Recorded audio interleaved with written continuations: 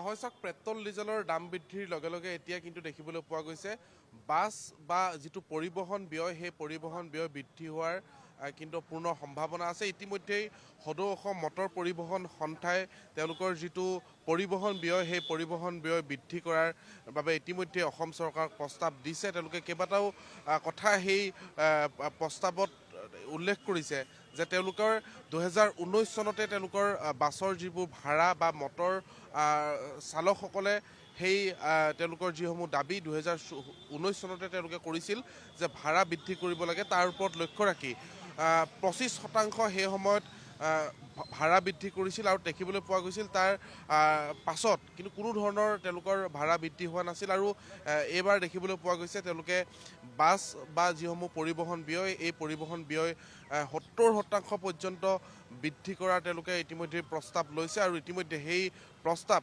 ৰাজ্য চৰকাৰ পৰিবহণ আয়ুক্তক জনাইছে সেই কথা আৰু অতি শীঘ্ৰেই হয়তো বাছৰ ভাড়া বৃদ্ধি হ'ব। এই মুহূৰ্তত মই খানাপাৰাত আছোঁ আৰু খানাপাৰাৰ পৰা এই পৰিৱেশটো আপোনালোকক দেখুৱাইছোঁ।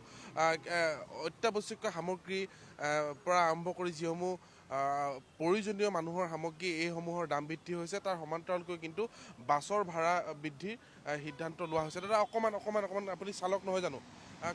আপোনাৰ ঘৰ ক'ত? মোৰ ঘৰ ৰঙিয়া। বাছৰ ভাড়া বা পৰিবহণ যিটো ব্যয় সেই মটৰ পৰিবহণ সন্থাই এটা সিদ্ধান্ত লৈছে যে 70% পৰ্যন্ত বৃদ্ধি কৰিব লাগে। পেট্ৰল ডিজেলৰ দাম বৃদ্ধি হৈছে যথেষ্ট। ভাড়া বাঢ়িলে ভাল হয় আৰু নহ'লে নোপোচাই না আগৰ এই ৰেটত। আগতে আপোনালোকে কমত কিনিবলগীয়া হৈছিল পেট্ৰল, এতিয়া বেছিকৈ কিনিবলগীয়া হয়। ভাড়াটো বৃদ্ধি হোৱাটো বিচাৰে নাই? বৃদ্ধি হোৱাটো বিচাৰোঁ আমি। আমাৰ নোপোচাই না কম ভাড়াত। এতিয়া তেলৰ দামটো বহুত হৈ গ'ল। এতিয়া যদি ভাড়াটো বঢ়াই দিয়ে গভৰ্ণমেণ্টে তেতিয়াহ'লে ভাল আৰু পৰিবহণ বিভাগে যদি বঢ়াই দিয়ে। এয়া আছিল সাধাৰণ লোক। এইসকল লোকে তেওঁলোকে দৈনন্দিন জীৱনত তেওঁলোকে বহু কষ্ট কৰিবলগীয়া হয়, তেওঁলোকে এখন গাড়ী লৈ ওলাই যাবলগীয়া হয়, তেওঁলোকেও যথেষ্ট সমস্যাৰ সন্মুখীন হ'বলগীয়া হৈছে কাৰণ পেট্ৰল ডিজেলৰ দাম বৃদ্ধি হৈছে। এফালে মটৰ পৰিবহণ সন্থাই তেওঁলোকৰ এইসমূহ সমস্যাৰ প্ৰতি লক্ষ্য ৰাখি প্ৰায় 70% দাম বৃদ্ধি পৰিবহণ ব্যয় বৃদ্ধি তেওঁলোকে সিদ্ধান্ত গ্ৰহণ কৰা হৈছে। আপুনি অকণমান আহক অকণমান বাছৰ যিটো ভাড়া সেই ভাড়াটো বৃদ্ধি কৰাৰ এটা প্ৰস্তাৱ লোৱা হৈছে, কি ক'ব বিচাৰিব? প্ৰস্তাৱ ল'লেতো ভালে দিয়কচোন, বৃদ্ধি হ'লেতো ভালে, আমাৰ পাব্লিকে ভাল পায়। নাই মই গাড়ী নচলাওঁ। মোৰ ইয়াতে কলেজত চাকৰি আছে। কেনেকুৱা ধৰণৰ অসুবিধা হয় আপোনালোকৰ? অসুবিধা হয় অলপ, নহয় বুলি নহয়, ৰাস্তা ঘাট অলপ ঠেক হৈছে, অলপ মানুহ অসুবিধা হয়, দোকানবিলাক আছে এইবিলাক বেছি কৰিলে আপোনালোকৰ অসুবিধা হ'ব নেকি? কৰিলেতো অসুবিধাই হ'ব পাব, বেছি বাঢ়ালেতো অসুবিধা, পাব্লিকৰ অসুবিধাই হ'ব। পাব্লিকৰ অসুবিধাৰ কাৰণে আমি দেখুৱাইছোঁ যে সাধাৰণ খাতি খোৱা লোকসকলে কি কয়, কাৰণ দৈনন্দিন আমি দেখুৱাই গৈছোঁ প্ৰত্যেকবিধ বস্তুৰে দাম বৃদ্ধি হৈছে।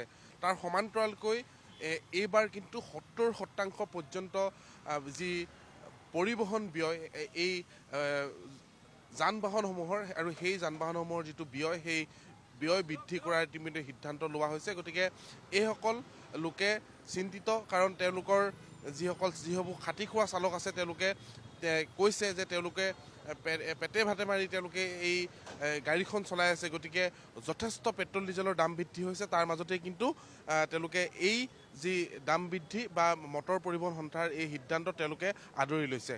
সাগৰিকা।